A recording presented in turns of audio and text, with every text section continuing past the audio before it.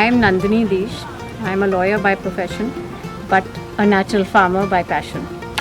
All this area that you see around is something that we do in our community farming activity. This community farming is something that began about 5 years back when I got a chance to head this project. Over here we do zero budget natural farming, which means that we try to invest the minimum in our farming venture. What that means is that this is cow-centric farming. Cow-centric means that we make all our even pesticides or any of the manures using desi cow manure and urine. Along with that, we use trees, leaves of trees like neem and some other trees which the cow doesn't eat, and these provide us with the natural balance. Natural balance is what is missing these days, So here we invite all sorts of birds, all sorts of creatures to come and be with us.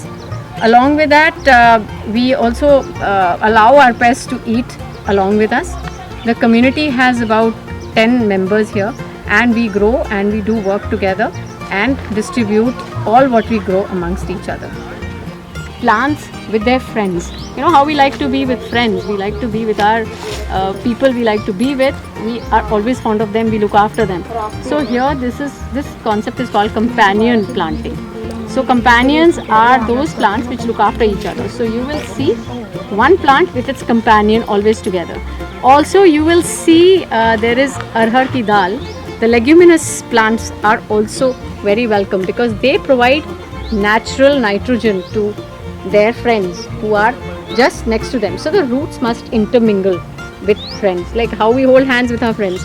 So here what we've tried to do is we've tried to give our community of members whatever was possible from the farm. So this is absolutely naturally farmed and it is full of nutrients. So you don't get these things in the market.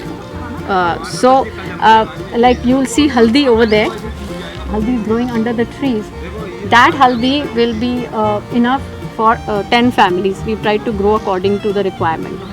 Also over here we have root vegetables, carrots, you can see, methi, we have dhania, palak, all the seasonal vegetables you can think of. We have 4 varieties of brinjal, bengan. We have just harvested our dals, which means moong and urad dals. We have harvested our lobias and the members have got all that.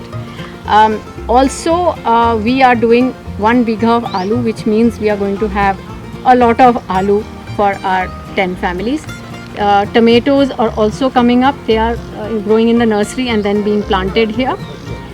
We invite, as you can see, a lot of birds, a lot of creatures, because birds, what they excrete contains a lot of minerals, and here we need minerals which are natural, not minerals we can buy chemically from the market.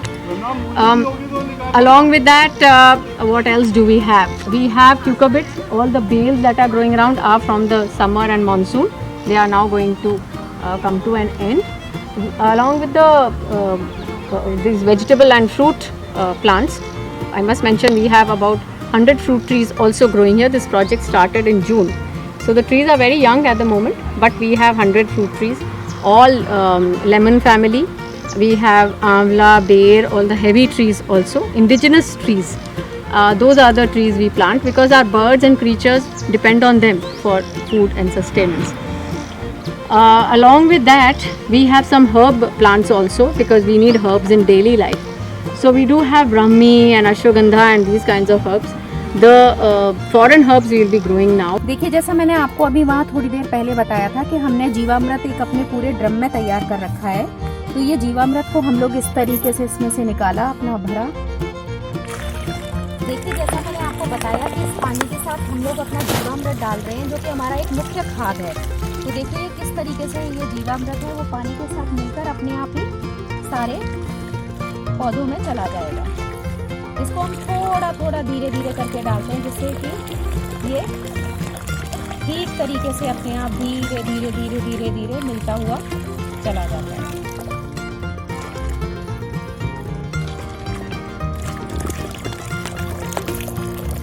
अभी हमारा ख़त्म हो चुका है। अब मैं आपको ये दिखाऊंगी कि ये हमने एक बड़े से ड्रम में बना के रखा हुआ है और वो ड्रम हमारा वहाँ रखा हुआ है उधर, वहाँ से हम इसे भर के लेकर आते हैं फिर इस तरीके से। क्योंकि ये कंपेनियन प्लांटिंग है, आपको लग रहा होगा कि अरे यहाँ पे ज्वार हमने कर लिया और वहाँ पे बाजरा भी है। तो जैसे हम नॉर्मली खेत देखते हैं कि वो पूरा एक खेत हमारा ज्वार का है, पूरा एक खेत हमारा बाजरा का, ये खेती उस खेती से थोड़ी अलग है। ये खेती हमारी एक कंपेनियन प्लांटिंग है।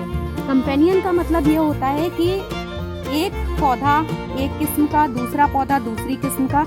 हम लोग बहुत डेप्थ में नहीं जा रहे, क्योंकि डेप्थ में इसलिए नहीं जा रहे कि लोगों को थोड़ा समझना, हम ये मोटी मोटी चीज़ें समझा रहे हैं जैसे कि लोगों को थोड़ा समझ में आए कि देखिए यहाँ पे हमने अपना लगा रखा है ज्वार, ये हमारी ज्वार है, ये देखिए ये हमारा बाजरा हो रहा है। इधर कुछ बाजरा हमारा तैयार भी है अंदर, जो कि हमने अपना रखा हुआ, उसमें से दाने भी निकल आए हैं। और इधर हमारा देखिए आपको थोड़ी दूर पे दिखाई देगा, ये हमारा पेठा है, जैसे कि वाइट पेठा बनता है, ये हमारा पेठा है, ये तैयार हो रहा है, ये भी है इसमें आपको दिख रहा होगा। यहाँ पे हमारा एक गुआवा का ट्री है। तो यहाँ पे हमने प्लांटेशन भी बहुत किया हुआ है। हमने इसके पूरे बाउंड्री के चारों तरफ अपने इंडिजिनस जो भी हमारे भारतीय प्रजाति के पेड़ पौधे हैं वो सारे हमने यहाँ से लेके वहाँ तक, ये आपको पपीते का पेड़ दिख रहा है, ये है पपीता, और भी इधर उधर काफ़ी पपीते हमने लगा रखे हैं। तो इस तरीके से हम अपना, यहाँ पे तोरई भी है, लेकिन अभी तोरई का तो सीज़न अब जाने वाला है, तो उसकी कुछ कुछ बेलें आप उधर भी देख रहे होंगे। देखिए वो वहाँ पे पूरा एक शेड हमारा पूरा तोरई का शेड है। और उधर हमारा देखिए, उधर प्लांट्स के नीचे हमने अपनी हल्दी कर रखी है।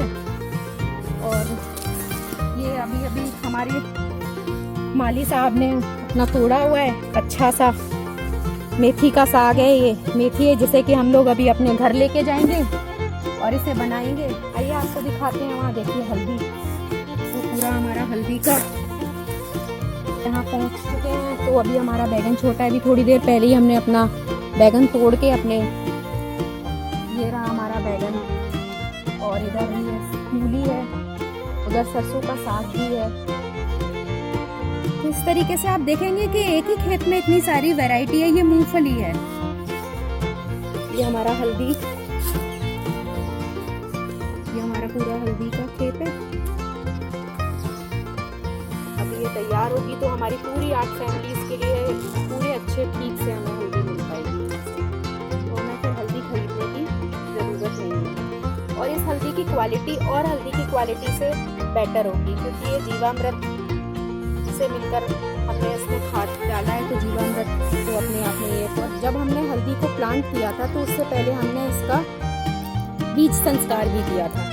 तो बीज संस्कार करने से क्या होता है कि बीज संस्कार जब हम किसी पौधे का करते हैं तो उसमें चूना, गौमूत्र और गोबर को मिलाकर हम एक घोल तैयार करते हैं। उस घोल में कुछ देर के लिए हम बीजों को डिप करके रखते हैं, भिगो देते हैं, उसके बाद हम इनको प्लांट करते हैं। तो इसका फ़ायदा यह होता है कि उसके अंदर, बीज के अंदर कम से कम बीमारियां लगती हैं। तब बीज जो है वो तैयार हो गया अपना लगने के लिए, और वो उसका अपने आप बीज संस्कार करने से ही उसका आने वाली बीमारियों से बचाव भी हो गया।